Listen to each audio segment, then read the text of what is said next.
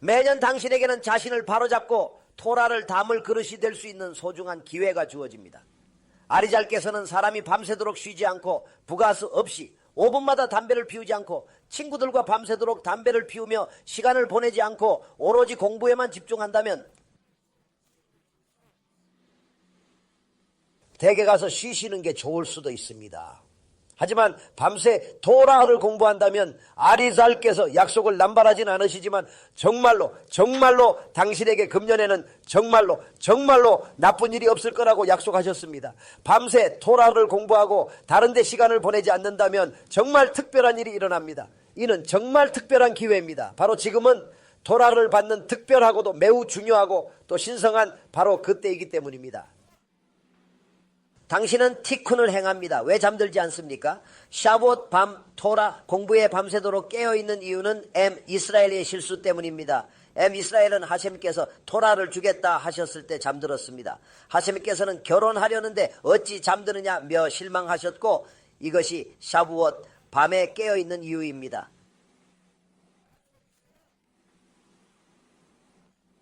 천사들이 이곳에 와 있습니다.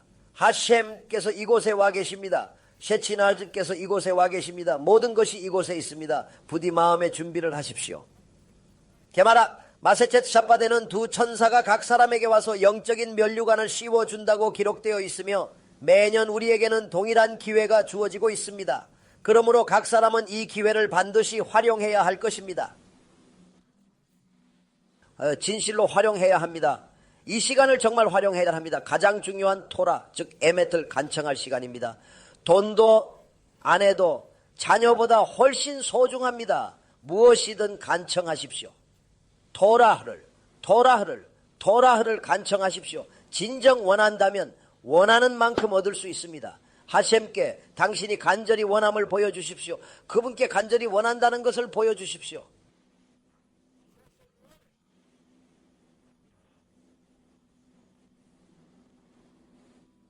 파라샷 이트로 마탄 토라 19장 17절을 보면 모세가 백성을 이끌어 하나님을 맞이하니 산 아래에 섰더라.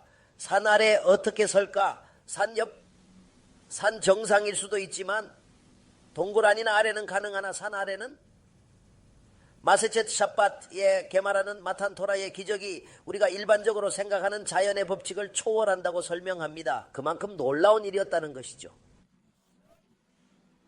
산 아래라니 어찌 산 아래에 설 수 있다는 말씀이십니까? 산 옆이라면 모를까? 산 정상이라면 모를까? 어찌 산 아래에 설 수 있다는 말씀이십니까? 동굴 아래라면 모를까? 산 아래라니 어찌 산 아래에 설 수 있다는 말씀이십니까? 그리하여 마세쳇 샷밧의 게마라에서는 설명하기를 우리가 마탄 토라에서 목격한 그 엄청난 기적의 수는 우리가 자연이라고 믿는 바와 완전히 상반된다고 합니다. 전능하신 하셈께서는 이스라엘이 이것이 결혼임을 깨닫기를 원하셨습니다. 그리하여 그분께서는 무엇을 하셨습니까? 그분께서는 할시나이를 추파로 바꾸셨습니다. 모든 산 중에서 가장 겸손했던 할시나이는 다른 산들, 즉 창조물 전체에는 그것을 책임지는 마라치가 있습니다. 존경하는 여러분, 높은 산은 내가 가장 높으니 당연히 하셈께서 토라를 주실 거야 라 뽐냈고, 아름다운 산은 내가 가장 아름다우니 틀림없이 하셈 저트께서 주실 거야 라 자랑했습니다. 그러나 하셈 벽께서는 너희가 아닌 가장 겸손한 바로 시나이 산이다 라 하셨습니다. 왜 시나이 산인가? 가장 겸손하고 스스로 나서서 자원하지도 않았기 때문입니다.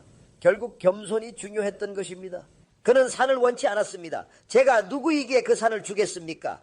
토라와 이스라엘은 겸손해야 하며 산은 겸손의 상징으로서 오직 시나이에서만 수여될 수 있습니다. 이 시나이 산이 바로 그 산입니다. 당신은 산을 봅니다. 산은 크든 작든 시각적으로 충분히 상상 가능하다는 것을 알 수 있습니다. 마세쳇 샷밧의 게마라에 따르면 하셈께서는 이스라엘이 이것이 결혼임을 알기를 원하셨습니다.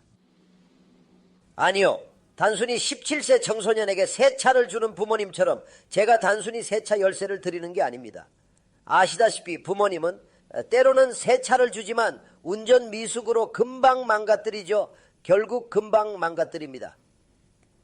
하셈께서 말씀하십니다. 아니다, 최고를 주지만 우리가 뭘 하는지 무슨 일이 일어나는지 분명히 알아야 한다. 진정으로 너희를 사랑하기 때문이다.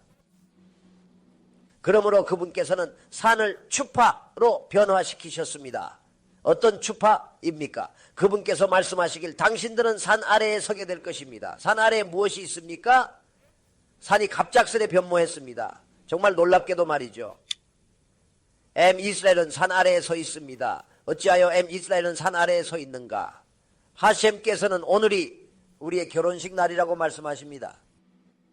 당신이 저의 제안 즉 토라를 받아들인다면 우리는 혼인합니다. 결코 헤어지지 않을 것이며 이것이 바로 추파입니다. 영원히 함께할 것입니다. 하지만 만약 거부한다면 그곳은 당신의 무덤이 될 것이고 산이 쏟아져 내려와 당신을 단번에 끔찍하게 죽일 것입니다. 정말로 맹세코 말입니다.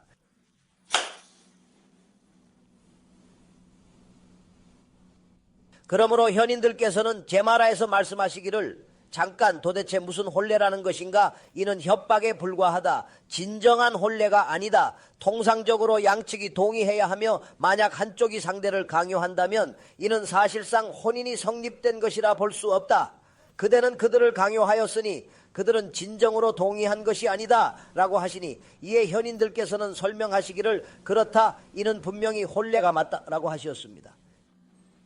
예, 그들에게 아니오라고 말할 기회가 분명히 있었고 하셈께서는 그 아니오라는 선택의 결과도 상세히 말씀하셨습니다. 단순히 간략하게 말씀하신 것이 아니라 상세하게 말이죠. 강요는 전혀 없었습니다. 그저 아니오라면 그에 따른 결과가 있을 뿐이라는 것이었죠. sabbat 준수 여부는 전적으로 당신의 선택이며 만약 어긴다고 해서 누가 당신을 총으로 쏘지는 않습니다. 존경하는 여러분, 선택은 여러분에게 달려 있습니다. 샤밧 준수 여부, 유대인, 비유대인, 여성과의 결혼, 코셔 음식 섭취 여부 등 토라는 모든 것을 허용하지만 결과는 감수해야 함을 명심하십시오. 만약 그렇지 않다면 토라는 당신이 원하는 대로 할 수 있다고 말하지만 잊지 마세요. 당신의 모든 행동에는 반드시 결과가 따른다는 것을 알아야 합니다. 하셈께서는 분명히 말씀하셨습니다. 나는 의로운 자에게는 그에 합당한 보상을 내리고 악한 자에게는 반드시 벌을 내릴 것이다 라고 말입니다. 이를 믿지 않는 사람은 민ян에서 제외되며 중요한 유대교 의식에서 증인이 될 수도 없고 심지어 이스라엘 밖에 있는 존재로 여겨집니다. 어찌하여 그러한가? 이는 토라의 근본이니이다. 만약 하셈께서 오로지 보상만 하시고 벌하시지 않는다고 생각한다면 이는 다른 종교와 다름없습니다. 차참님께서 말씀하시길 좋습니다. 토라 불순종에는 벌이 따르지만 우리는 토라를 받습니다. 아직 모든 것을 알지 못하지만 이미 전부를 받아들입니다. 벌은 죽음인데 어찌 우리 스스로 죽음을 택하겠습니까? 너무나도 명백한 선택이 우리 앞에 놓여 있습니다.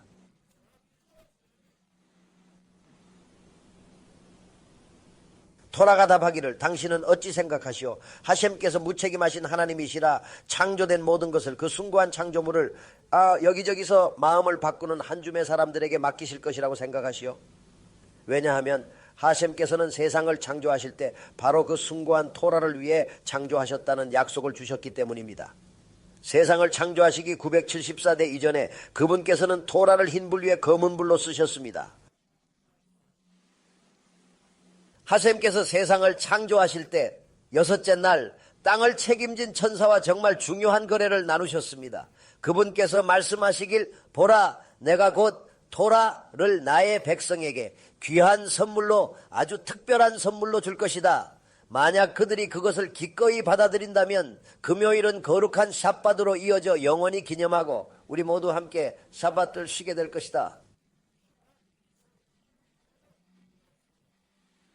만약 그들이 아니오라고 말한다면 그들은 샤밧을 보지 못할 것입니다. 왜냐하면 저는 온 세상을 우리 출현 이전의 상태 무부도로 되돌릴 것이기 때문입니다. 그러므로 제 말하는 키트시를 암송할 때 세퍼 베레이시트에 있는 토라의 파스클 암송한다고 말합니다. 여섯째 날에 대해 바로 그 파스클이 아주 상세히 나와 있습니다. 그리고 그것을 기억해야 합니다.